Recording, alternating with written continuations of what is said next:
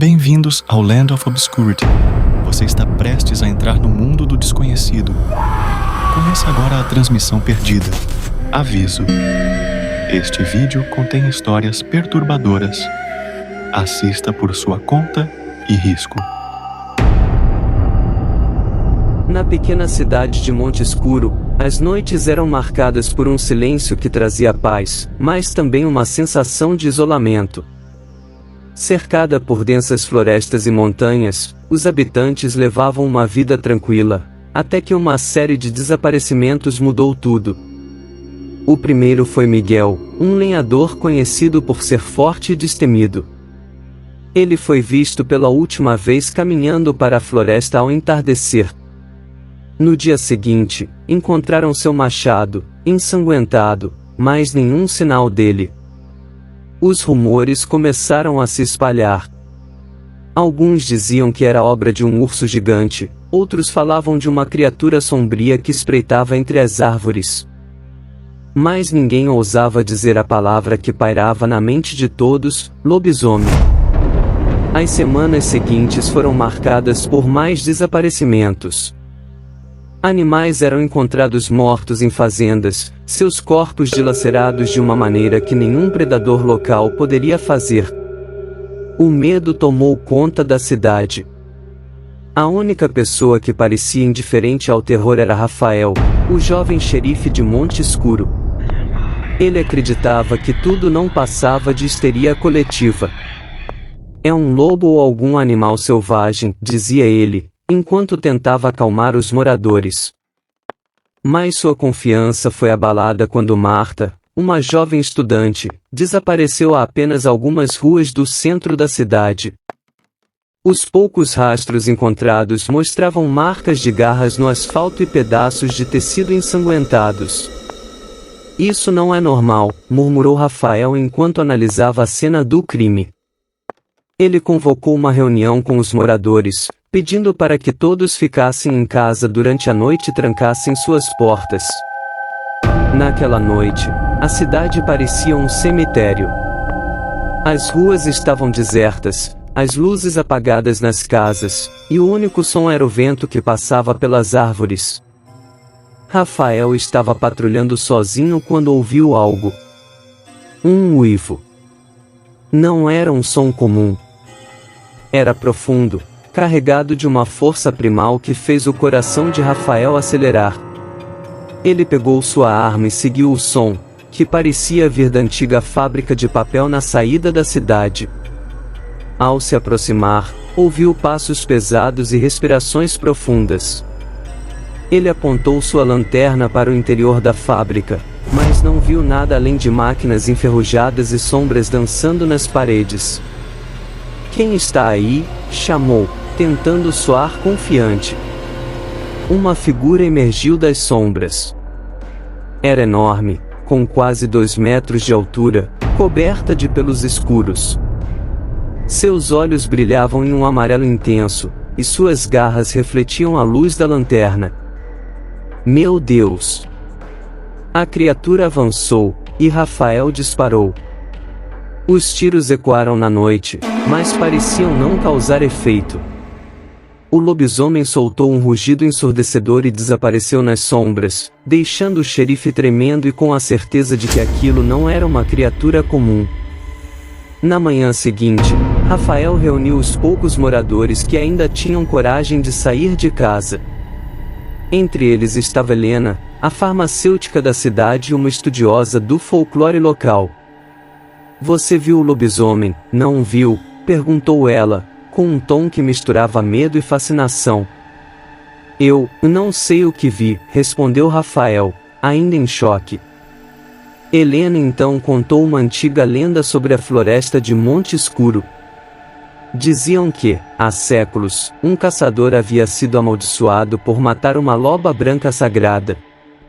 Sua linhagem carregaria a maldição de se transformar em lobisomens nas noites de lua cheia. "Isso é besteira", interrompeu Rafael, mas no fundo ele sabia que não podia ignorar o que havia presenciado. Helena sugeriu que eles procurassem por pistas na floresta durante o dia, antes que a noite caísse. Rafael concordou, e junto com L2 voluntários, Marcos e Diego, eles partiram em busca de respostas. A floresta parecia mais densa do que o normal, como se as árvores estivessem tentando esconder algo. Eles encontraram pegadas enormes que levavam a uma caverna escondida entre as rochas. Marcos, o mais corajoso do grupo, foi o primeiro a entrar. A caverna estava escura e cheirava a morte. Havia ossos espalhados por todo o chão, tanto de animais quanto de algo que parecia humano. De repente, um rugido veio do fundo da caverna. Antes que pudessem reagir, algo saiu das sombras, atacando Marcos com uma velocidade assustadora. Ele foi arrastado para a escuridão, seus gritos ecoando enquanto o restante fugia desesperadamente. Rafael e os outros conseguiram escapar da floresta, mas agora sabiam que a cidade estava em grave perigo. Naquela noite, a lua cheia iluminava Monte Escuro, e o uivo do lobisomem ecoava mais alto do que nunca. Rafael armou uma barricada no centro da cidade, distribuindo armas para os moradores que ainda tinham coragem de lutar. Por volta da meia-noite, o lobisomem apareceu. Mas ele não estava sozinho. Outras criaturas, igualmente monstruosas, surgiram da floresta. A cidade estava cercada. Os moradores lutaram bravamente, mas era uma batalha desigual. Rafael disparava contra as criaturas, enquanto Helena tentava recitar um antigo feitiço que havia encontrado em um livro de lendas. Foi então que ele percebeu algo terrível. Entre as criaturas, ele reconheceu os olhos de Marcos, agora transformado em uma fera selvagem. Eles não estão apenas matando. Eles estão transformando, disse Rafael, com o desespero crescendo em sua voz. Quando a madrugada se aproximava, a cidade estava em ruínas. Apenas Rafael e Helena restaram, refugiados na delegacia.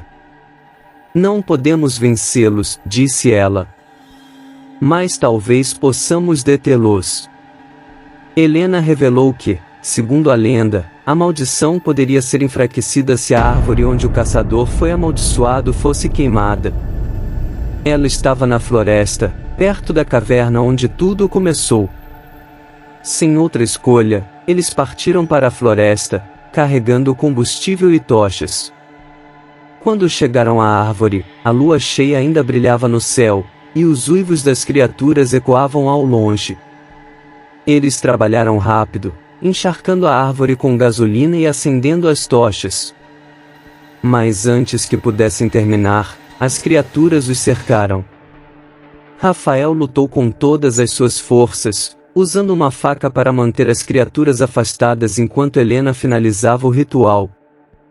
Com um grito final, ela lançou a tocha na árvore, que imediatamente pegou fogo. Os lobisomens soltaram gritos de dor, caindo no chão enquanto a maldição se desfazia. Quando o sol nasceu, tudo estava em silêncio. A cidade de Monte Escuro nunca se recuperou completamente.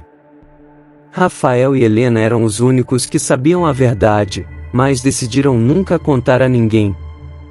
A floresta agora é evitada, e a história dos lobisomens se tornou apenas mais uma lenda para assustar os curiosos. Mas, em noites de lua cheia, dizem que ainda é possível ouvir um uivo distante, como um lembrete de que o mal nunca desaparece completamente. No século XVI, em uma pequena vila chamada Eldoria, a vida era simples, mas repleta de superstições. Rodeada por florestas densas e montanhas altas, a vila prosperava com a agricultura e a caça. Porém, quando as noites de lua cheia chegavam, o medo tomava conta dos habitantes. Eles trancavam suas portas, acendiam velas e rezavam para que as criaturas da escuridão os deixassem em paz. Tudo começou com o desaparecimento de uma criança chamada Thomas. Ele havia saído ao entardecer para ajudar o pai a recolher lenha, mas nunca voltou. Dias depois, O corpo mutilado de Thomas foi encontrado na floresta. Os sinais eram claros, garras profundas atravessando a carne e marcas de dentes que nenhum lobo comum poderia causar. Isso é obra de uma besta amaldiçoada, disse o padre Henry, um homem que acreditava fielmente nas lendas que rondavam Eldoria. Algo demoníaco está entre nós. A tragédia uniu os aldeões em uma caça à fera. Liderados por Sir Edmund, um cavaleiro aposentado, o grupo entrou na floresta com tochas, espadas e arcos. Durante 3 noites, eles vasculharam cada canto da mata, mas não encontraram nada além de pegadas confusas que desapareciam subitamente, como se a criatura simplesmente evaporasse. Enquanto isso, mais mortes ocorreram. Aldeões eram atacados dentro de suas próprias casas, com portas arrombadas e corpos destroçados encontrados pela manhã. O medo se transformou em paranoia, e os moradores começaram a suspeitar uns dos outros. Um lobisomem só pode ser um de nós, declarou Henry em uma reunião na igreja. A maldição vive em um homem que se transforma à noite. Precisamos descobrir quem é antes que todos estejamos mortos. A tensão na vila aumentava.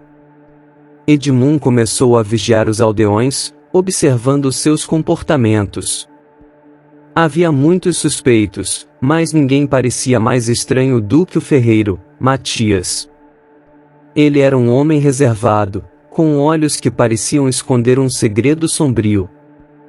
Além disso, havia boatos de que ele desaparecia durante as noites de lua cheia. Edmund e um grupo de aldeões invadiram a casa de Matias, armados e determinados. Dentro, encontraram ferramentas de ferro, mas também algo mais perturbador, roupas rasgadas, sujas de sangue seco. Ele é o lobisomem, gritou um dos aldeões, levantando a tocha para queimar a casa. Matias apareceu na porta, com as mãos erguidas. Eu não sou uma besta, protestou ele, mas ninguém queria ouvir. Ele foi arrastado para fora, amarrado e levado até a praça central. Naquela noite, os aldeões trancaram Matias em uma gaiola no meio da vila. Eles acreditavam que, se ele fosse realmente o lobisomem, a transformação ocorreria sob a lua cheia. Mas quando a lua surgiu no céu, nada aconteceu. Matias continuou humano, gritando para ser libertado. Os aldeões começaram a duvidar, até que o silêncio da noite foi quebrado por um uivo profundo e arrepiante. Se Matias está aqui, e então quem está na floresta? Murmurou Edmund. Os aldeões correram para suas casas, enquanto Edmund e alguns homens corajosos foram em direção ao som. Eles encontraram pegadas frescas e seguiram-nas até uma clareira iluminada pela lua. Lá, viram a criatura, um lobisomem, com pelo escuro, olhos vermelhos brilhantes e dentes afiados. A besta avançou com uma velocidade impressionante, matando 2 homens antes que Edmund conseguisse cravar sua espada em seu flanco. O lobisomem uivou de dor e fugiu para a floresta. Edmund e os sobreviventes retornaram à vila, carregando os corpos dos mortos. A criatura não é um de nós, disse ele. Mas está perto. E não vai parar até destruir tudo. Na manhã seguinte, o padre Henry revelou que havia uma forma de acabar com a maldição. A lenda diz que o lobisomem é controlado por um pacto demoníaco. Ele só pode ser morto com uma arma feita de prata abençoada. Os aldeões se uniram para derreter moedas de prata, criando uma lâmina afiada que foi abençoada por Henry. Edmund se preparou para a batalha final, decidido a proteger a vila a qualquer custo. Na noite seguinte, com a lua cheia brilhando novamente, Edmund entrou na floresta, sozinho desta vez. Ele seguiu os rastros da criatura até uma caverna escondida nas montanhas. Dentro, encontrou não apenas o lobisomem, mas também algo mais aterrador, símbolos demoníacos gravados nas paredes e restos humanos espalhados pelo chão. A criatura atacou, e Edmund lutou com todas as suas forças. A lâmina de prata brilhou sob a luz da lua enquanto ele desferia golpes precisos. O lobisomem rugiu, sua força quase sobrepujando o cavaleiro, mas Edmund conseguiu cravar a espada diretamente no coração da besta. Com um uivo final, a criatura caiu no chão, começando a se transformar de volta em sua forma humana. Para o choque de Edmund, ele reconheceu o rosto de Eleanor, a curandeira da vila e alguém que todos consideravam gentil e bondosa. Eu não escolhi isso, disse ela com sua última respiração. Fui amaldiçoada para proteger minha filha. Edmund olhou ao redor e viu uma criança escondida nas sombras da caverna, assustada e chorando. Ele entendeu que Eleanor havia feito o pacto para salvar a vida da filha, mas pagou o preço mais alto. Edmund levou a criança de volta à vila, onde revelou toda a verdade aos aldeões. Eles ficaram chocados, mas compreenderam que o sacrifício de Eleanor havia sido feito por amor. A maldição havia terminado, mas a vila nunca mais seria a mesma. Edmund jurou proteger a menina, enquanto os aldeões continuavam vivendo sob a sombra da tragédia. E, embora o lobisomem tivesse sido derrotado, alguns acreditavam que a maldição nunca desaparecia completamente, apenas aguardava seu próximo portador. Após a morte de Eleanor, a vila de Eldoria mergulhou em um silêncio sombrio. A revelação de que a curandeira gentil era o lobisomem abalou profundamente os moradores, mas sua filha, Ania, tornou-se o centro de atenção e preocupação. Agora órfã, ela foi colocada sob os cuidados de Sir Edmund, que jurou proteger a menina e garantir que a maldição não voltasse. Apesar do aparente fim do terror, Edmund não conseguia se livrar de uma sensação inquietante. A caverna onde Eleanor fora encontrada ainda o assombrava. Os símbolos demoníacos gravados nas paredes, os restos humanos, e algo naquela cena parecia incompleto, como se Eleanor fosse apenas uma peça em um quebra-cabeça maior. Na primeira noite após o enterro de Eleanor, Edmund foi despertado por um som estranho vindo de fora. Era um uivo baixo, quase imperceptível, mas carregado com um tom sobrenatural. Ele olhou pela janela de sua cabana e viu algo incomum, pegadas frescas na terra úmida que seguiam em direção à floresta. Ele pegou sua espada de prata e acendeu uma tocha antes de seguir as marcas. A trilha o levou de volta à caverna. Lá dentro, o ar estava pesado, e os símbolos nas paredes pareciam brilhar com uma luz fraca e avermelhada. No centro da caverna, uma figura encapuzada estava ajoelhada, murmurando palavras incompreensíveis.